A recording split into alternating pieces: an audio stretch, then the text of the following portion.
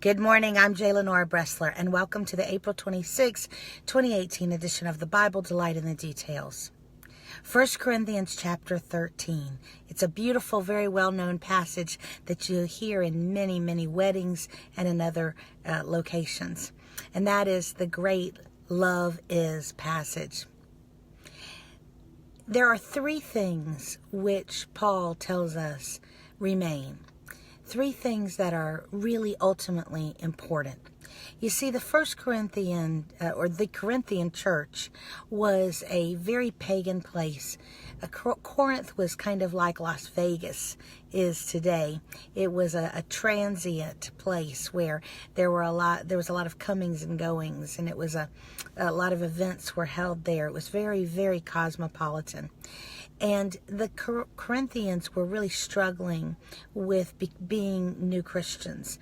And one of the things that they struggled with was divisions within themselves. They kept trying to want to be to be important and to feel important to themselves. They were very cliquish, and they also valued different gifts, spiritual gifts, and natural talents over one another.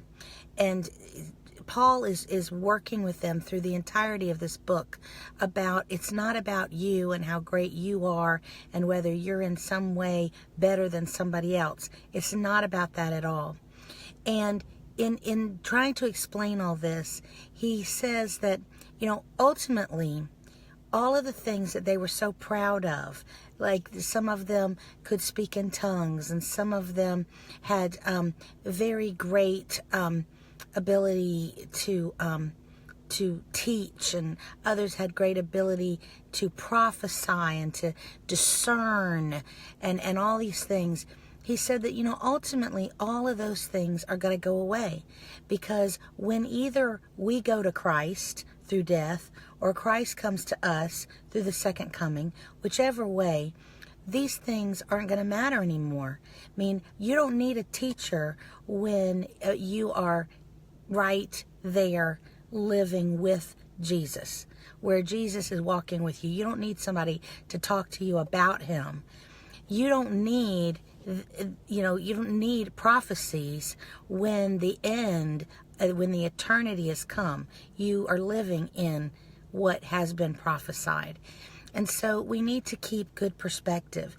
Even the three best things, faith, hope, and love, two of those will also pass away. You don't need hope when your hope has been fulfilled. You don't need faith to believe in things that you may not see at the moment, when now it is all completely fulfilled. And so we are left with the only thing that we know will last, the only thing that will last, not only in this finite world, but in the world to come, and that is love. The Beatles said all you need is love. That's not all you need in this world, but it is ultimately the only thing that will last. So we should become better acquainted with true agape, godlike love, because we'll be around it for a very, very long time.